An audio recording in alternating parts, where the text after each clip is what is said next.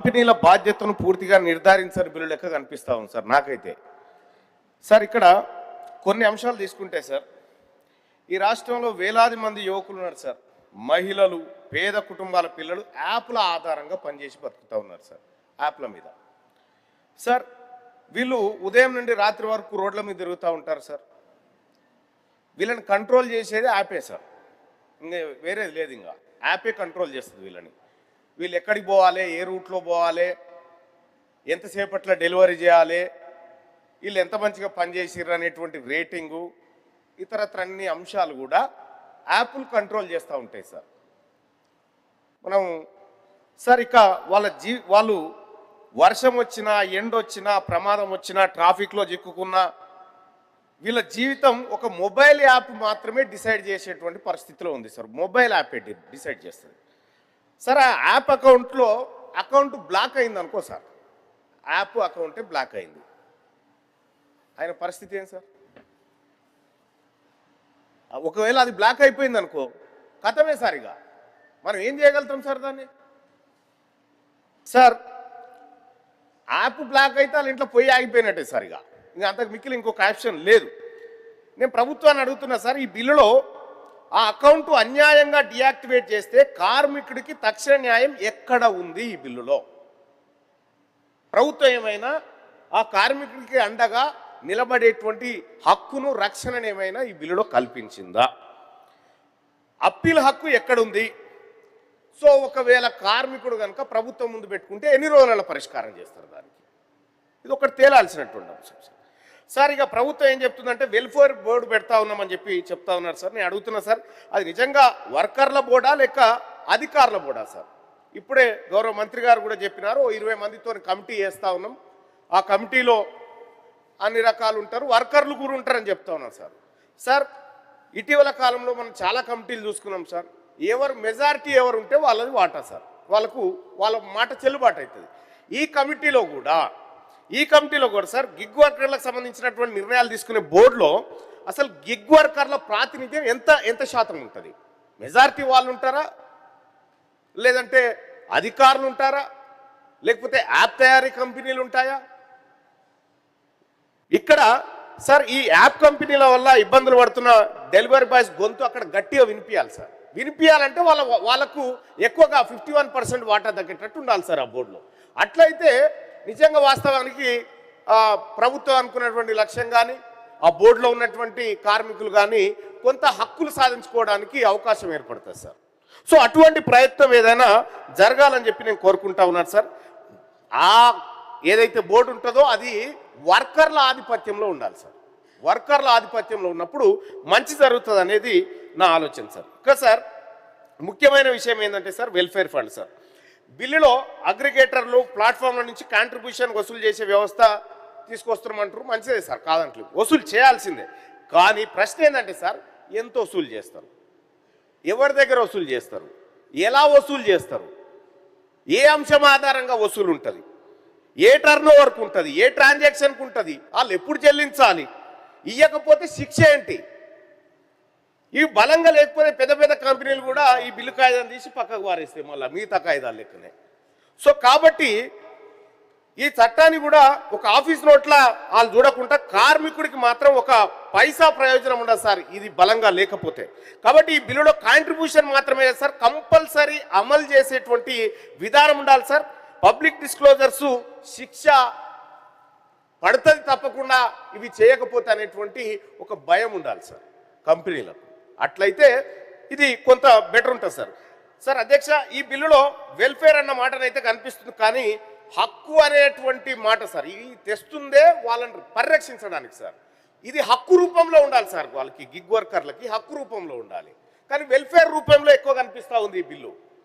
హక్కు రూపంలో ఉంటే వాళ్ళకు కొంత నమ్మకం ఏర్పడుతుంది సార్. సార్ గిగ్ వర్కర్లకు సార్ ఆదాయం సార్, ఒక ఆయన డెలివరీ కోసం పోతాడు సార్, ఎంత వస్తుందో ఆదాయం తెలియదు. ఒక రోజు 1000 రూపాయలు సంపాదిస్తామా, 2000 సంపాదిస్తామా, 1500 సంపాదిస్తామా అనేటువంటి లెక్క లేదు. ఆ రోజు ఉన్నటువంటి సేవలను బట్టి, ఆ రోజు ఉన్నటువంటి డెలివరీలను బట్టి ఆయన అందించేటువంటి అవకాశం ఉంటుంది సార్.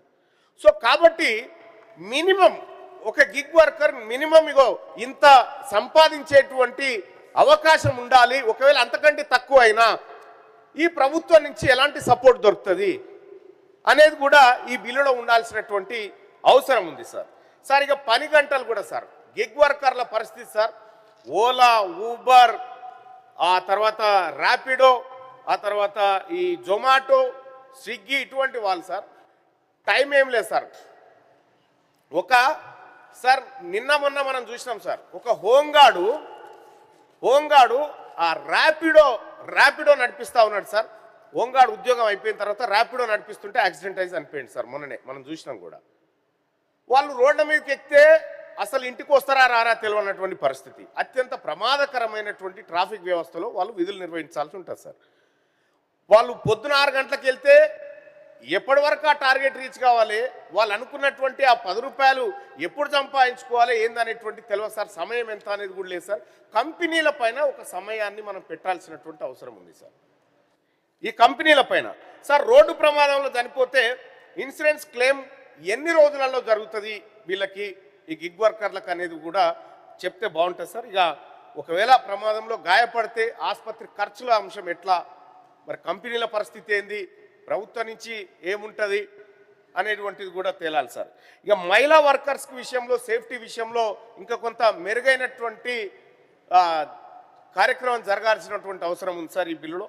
ఇక సార్ ఇవన్నీ స్పష్టంగా లేకపోతే ఏమవుతుందంటే వెల్ఫేర్ అనేటువంటి పదానికి అర్థం ఉండదు సార్. వెల్ఫేర్ అనేటువంటి అంశం చుట్టే ఎక్కువగా ఈ బిల్లు తిరిగింది కాబట్టి సో వీటన్నిటి కూడా ఒక అర్థవంతమైనటువంటి బిల్లుగా ఇది ఉండాలి సార్. ఇక లేకపోతే ఇది అలంకారప్రాయం లెక్క అయిపోతుంది సార్. సార్ ఇక అత్యంత ప్రమాదకర అంశం ఇంకొకటి ఉంది అధ్యక్ష, ఇది ఆల్గారిథం దోపిడీ సార్. మంత్రి గారు ఇప్పుడే చెప్పినారు, ఈ రోజుల్లో యజమాని కుర్చీలో కూర్చున్న మేనేజర్ కాదు సార్, మొబైల్ స్క్రీన్లో కనిపించే యాపే ఇప్పుడు అసలైన మేనేజర్. స్క్రీన్ మీద సార్ ఒకవేళ యాప్ ఇన్స్టాల్ చేసుకున్నాం సార్, అది ఆల్గారిథం సార్, దానికి ఎట్లా మీరు ఫీడ్ ఇస్తే అది అట్లా పనిచేస్తుంది. కాబట్టి ఎవరికి ఎన్ని ఆర్డర్లు రావాలి, ఎవరికి ఇన్సెంటివ్స్ ఇవ్వాలి, ఎవరికి పెనాల్టీ వేయాలి, ఎవరిని బ్లాక్ చేయాలి, ఇదంతా ఓ గోప్యమైన ఆల్గారిథం చేస్తుంది సార్. ఇది మధ్యలో మనకు వాడు ఎవరు చేసింది అనేది కూడా తెలియదు సార్. ఇక అది ఆటోమేటిక్గా జరిగిపోతూ ఉంటుంది, ఆల్గారిథం అది పట్టేసుకొని చేస్తూనే ఉంటుంది సార్. సార్ ఈ బిల్లులో algorithm transparency, fair rating review and anti bias safe guards తప్పనిసరిగా ఉండాల్సినటువంటి అవసరం ఉంది సార్. లేకపోతే ఇది డిజిటల్ యుగంలో ఏమవుతుందంటే ఇక కార్మికులను రక్షించుడు మనతోటి కూడా కాదు సార్. ఇక ప్రభుత్వాన్ని నేను మరోసారి స్పష్టంగా అడుగుతున్నా సార్, ఈ బిల్లు కంపెనీలను కేవలం కాంట్రిబ్యూషన్ ఇచ్చే సంస్థలుగా మాత్రమే చూస్తున్నట్టు అనిపిస్తూ ఉంది సార్. ఇది కార్మికుడి జీవనాధారాన్ని నియంత్రించే బాధ్యత గల ఒక బిల్లుగా ఉంటే బాగుంటుంది అనేది ఒక మాట సార్. సార్ ఇక ఎందుకంటే సార్ ప్లాట్ఫామ్ కంపెనీలు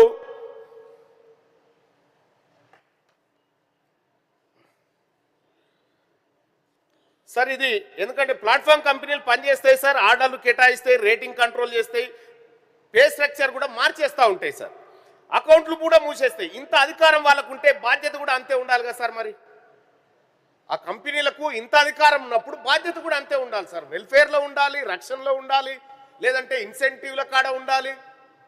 ఒక నిర్ణీతంగా ఒక రోజు ఇంత ఆదాయం ఖచ్చితంగా అతనికి రావాలనేటువంటి విషయంలో కూడా ఉండాలి సార్. సో అటువంటి ఒత్తిడి కంపెనీ మీద ఉండే విధంగా మనం బిల్లు రూపొందిస్తే బాగుంటుంది అనేది నా సూచన సార్. ఇంకా మీరు ఫండ్ కొంత డబ్బు వేయండి, మిగతా బాధ్యత అంతా ప్రభుత్వాన్ని అంటే కుదరదు సార్. ప్రభుత్వం పూర్తి స్థాయిలో ప్రభుత్వం ఇదివరకు ఎత్తుకున్న బాధ్యతలు ఎట్లున్నాయో మనం చూస్తూనే ఉన్నాం సార్. గతంలోనే భవన నిర్మాణ కార్మికులకు సంబంధించినటువంటి ఒక సెస్ ఫండ్ అని వసూలు చేస్తారు సార్, ₹1 ఖర్చు పెట్టలేదు సార్. ఆ ఫండ్ అట్లే ఉన్నది, వెనక్కి పోయింది 700 కోట్లు ఏమో సార్ అది పాపం సార్. ఇక మరి అటువంటి బాధ్యతను ప్రభుత్వం ఎత్తుకుంటే ప్రభుత్వం మీద ఇప్పటికే అనేకమైన భారాలు ఉన్నాయి. ఈ భారాలు మోయలేకున్నటువంటి ప్రభుత్వం ఈ కొత్త భారాలు మోసుడు కంటే ఆ కంపెనీలు ఏవైతే ఉన్నాయో వాళ్ళ మీద స్పష్టమైనటువంటి ఒక విధానంతో మీరు రిస్ట్రిక్షన్ పెట్టాల్సినటువంటి అవసరం ఉంది అధ్యక్ష. ఈ బిల్లులో రిజిస్ట్రేషన్ నిబంధనలు కూడా వర్కర్లను బయటకు నెట్టే లెక్క కనిపిస్తూ ఉన్నాయి అధ్యక్ష. కొన్ని అవి జాగ్రత్తగా చేయాల్సినటువంటి అవసరం ఉంది. చాలామంది గిగ్ వర్కర్లు అసంఘటితంగా ప్లాట్ఫామ్ మారుస్తూ మధ్యలో పనులు కోల్పోతుంటారు అధ్యక్ష. కఠినమైన రిజిస్ట్రేషన్ షరతులు పెడితే అసలైన బలహీన వర్గాలే వెల్ఫేర్కి దూరం అయ్యేటువంటి అవకాశం ఉంది అధ్యక్ష. కాబట్టి ఎవరైతే దాని మీద ఆధారపడి బతుకుతూ ఉంటారో కొద్దిగా సులభతరంగా ఉండే విధంగా ప్రభుత్వం ఆలోచన చేయాలి సార్. సరిగా సులభ రిజిస్ట్రేషన్, సొంత ప్రకటన, యాప్ డేటా ఆధారంగా ధృవీకరణ, గ్రామ వార్డు స్థాయి సహాయం ఇవ్వాలి సార్. లేదంటే ఈ చట్టం పేపర్ మీద ఉన్న వర్కర్లకు మాత్రమే పనిచేస్తుంది తప్ప ఇక అసలైనటువంటి కొత్తగా వచ్చేటువంటి వాళ్ళకు ఉపయోగపడేటువంటి అవకాశం ఉండదు సార్. అందుకే నా డిమాండ్ చేస్తా ఉన్నా సార్, ఈ బిల్లులో సవరణలతో రావాలి సార్. అందులో కనీస ఆదాయ హామీ ఉండాలి, కనీస ఆదాయ హామీ ఉండాలి సార్.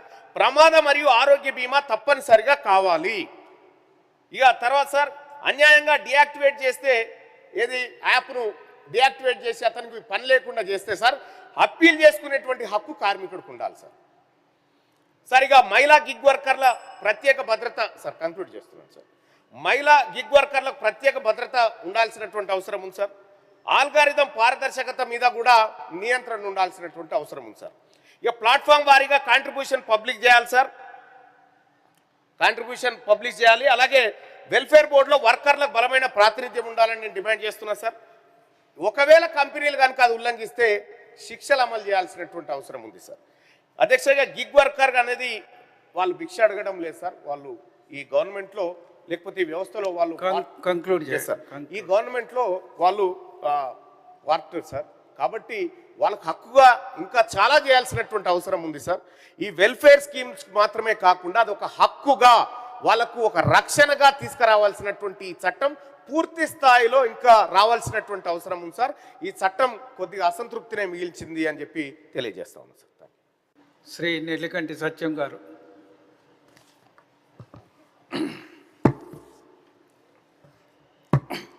అధ్యక్ష, సరే ప్రధానంగా ఈ గిగ్ వర్కర్లకు మరి సామాజిక భద్రత, వేజెస్